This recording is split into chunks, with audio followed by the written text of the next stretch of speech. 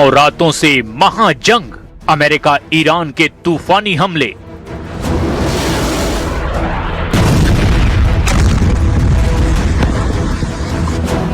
पश्चिम Asia से इस वक्त की सबसे बड़ी और खौफनाक खबर सामने आ रही है। अमेरिका और ईरान के बीच जारी जंग के 9 दिन हो चुके हैं। बीती 9 रातों की भीषण बमबारी ने पूरे मिडिल ईस्ट को बारूद के ढेर पर ला खड़ा किया है। हॉर्मुज की खाड़ी से लेकर जॉर्डन के रेगिस्तान तक, कुवैत के एयरबेस से लेकर ईरान के बंदरगाहों तक आसमान से सिर्फ मिसाइलें बरस रही हैं और जमीन पर सिर्फ तबाही के निशान दिखाई दे रहे हैं। अमेरिकी सेंट्रल कमांड यानी सेंटकॉम ने ईरान के सैन्य और नागरिक इंफ्रास्ट्रक्चर पर अब तक का सबसे बड़ा हमला बोला है। दावा किया जा रहा है कि अमेरिका के राष्ट्रपति ने दो टूक कह दिया है कि ईरान को हम नरक यानी जहन्नुम बना देंगे।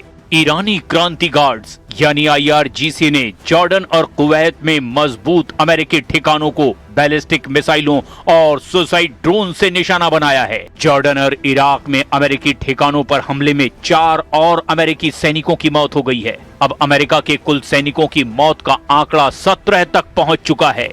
इस वक्त अमेरिका के फाइटर जेट्स और टॉमहॉक मिसाइलें पूरे ईरान में चुन चुन कर सैन्य ठिकानों को निशाना बना रही है। ईरानी विदेश मंत्री अब्बास अराक्ची ने कहा कि ये जंग तभी खत्म होगी जब मैदाने जंग में अपर हैंड ईरान के पास होगा। डोनाल्ड ट्रंप ने ईरान को अल्टीमेटम देते हुए कहा कि 50,000 अमेरिकी सैनिक हाई अलर्ट पर हैं और अमेरिका हर हाल में ईरान से हॉर्मुज छीन लेगा। 9 रातों की महाजंग, कौन किस पर भारी? ये महज 2 देशों का टकराव नहीं, ये दुनिया की सबसे अहम समुद्री व्यापार लाइन स्ट्रेट ऑफ हॉर्मुज को बचाने और उस पर कब्जा जमाने की जंग बन चुकी है। 9 रातों की इस लड़ाई ने ईरान युद्ध को महायुद्ध में तब्दील कर दिया है। अमेरिका ने मिडिल ईस्ट में तैनात अपने 50,000 सैनिकों को सर्वोच्च अलर्ट मोड पर रखा है। बहरीन में तैनात अमेरिकी नौसेना के 5वें बेड़े को आक्रामक कार्रवाई के निर्देश दे दिए गए हैं। बहरीन में सुबह से ही मिसाइल अलर्ट के सायरन गूंज रहे हैं। इधर इजरायली सेना यानी IDF के प्रमुख लेफ्टिनेंट जनरल अयाल जमीर ने बड़ा बयान देते हुए कहा कि हम ईरान के खिलाफ पूर्ण युद्ध फिर से शुरू करने के लिए 100% तैयार हैं। जॉर्डन के अकाबा शहर की तरफ दागी गई ईरानी मिसाइलों के बाद इजराइल में भी अब खतरे की घंटियां बज रही है।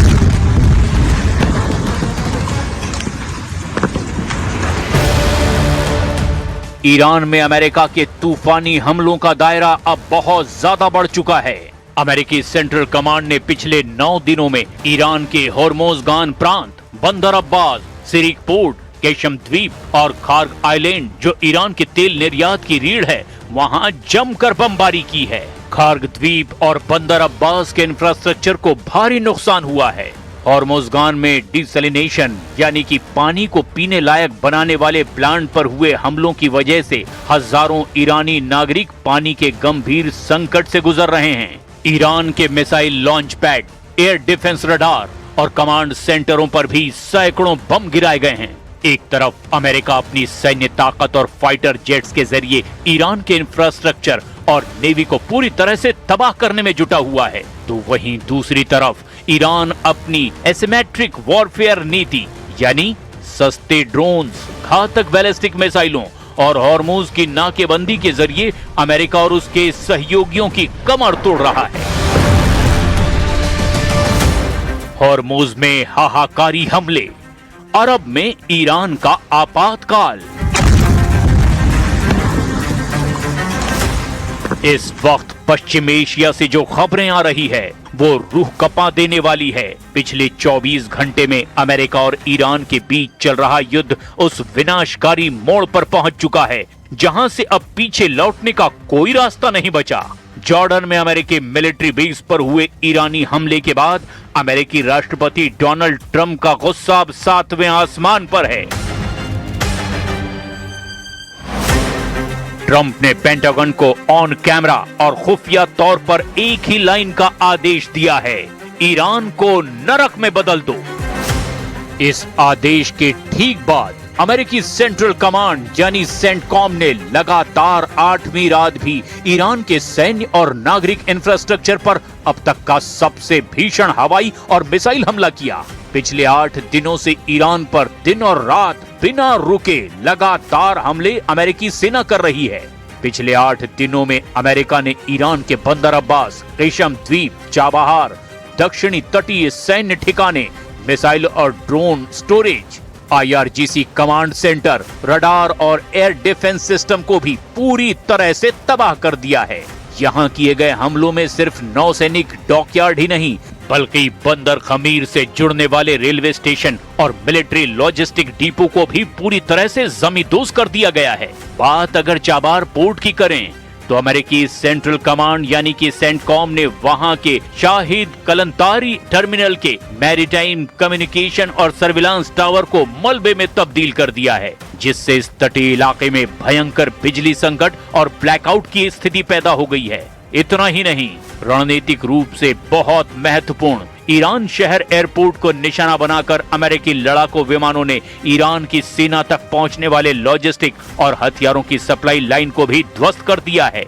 यानी इस बार ट्रंप का मिशन सिर्फ ईरान को डराना नहीं है बल्कि हॉर्मुज पर पूरी तरह से अपना कंट्रोल हासिल करना है।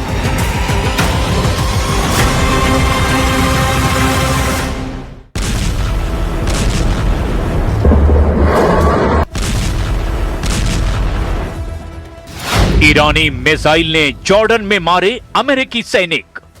लगातार 9वीं रात अमेरिकी स्टील्थ बॉम्बर्स और टॉमहॉक मिसाइलों ने ईरान के आसमान को चीरते हुए उसके सैन्य ठिकानों पर बमों की बारिश कर दी है।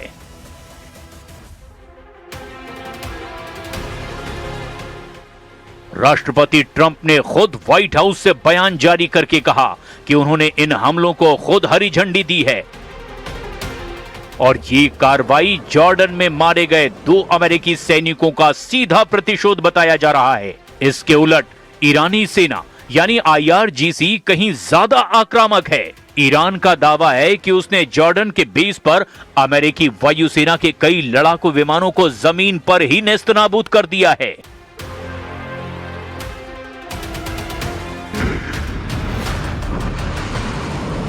ईरान ने अमेरिका का पुराना कूटनीतिक सीज फायर और समझौता तोड़ने का सीधा आरोप लगाया।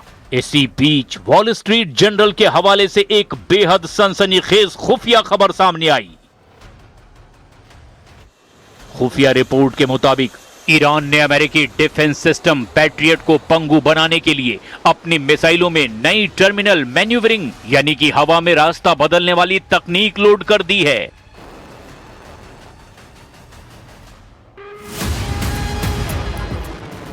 ईरानी मिसाइलें अब टारगेट के करीब आते ही अपनी दिशा बदल रही हैं, जिससे अमेरिकी रडार उन्हें ट्रैक तो कर रहे हैं लेकिन इंटरसेप्टर मिसाइलें हवा में चूक जा रही हैं।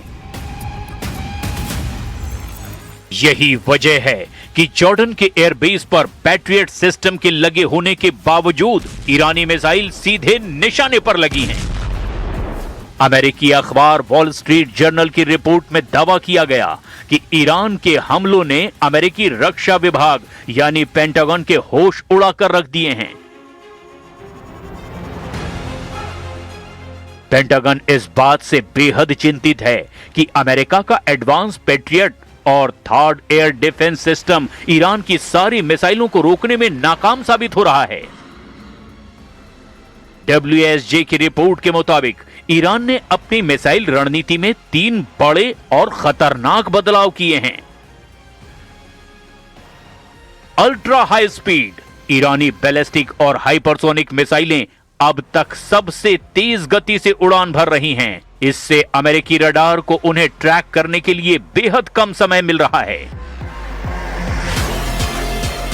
टर्मिनल मैन्यूवरिंग यानी दिशा बदलना, ये मिसाइलें अपने टारगेट से ठीक कुछ किलोमीटर पहले ही अचानक हवा में अपनी दिशा बदल देती है और इसके कारण अमेरिकी इंटरसेप्टर मिसाइलें आसमान में खाली हाथ रह जाती हैं।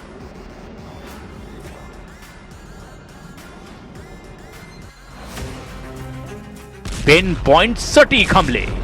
ईरान अब सिर्फ अंधाधुंध हमले नहीं कर रहा बल्कि अमेरिकी एयरबेस के सबसे संवेदनशील हिस्सों जैसे फ्यूल डंप और कमांड सेंटर को सटीक तरीके से निशाना बना रहा है।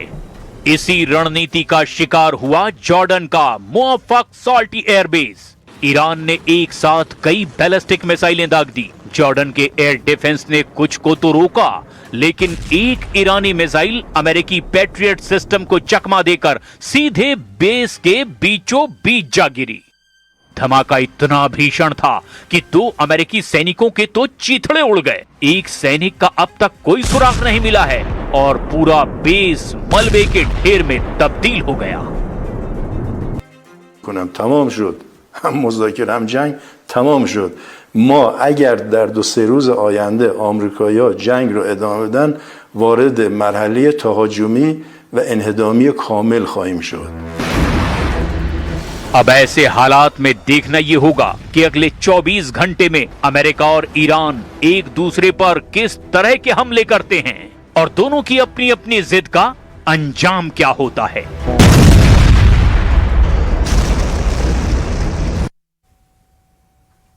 और वक्त हो गया है बहुत छोटे से ब्रेक का, बने रहिए हमारे साथ।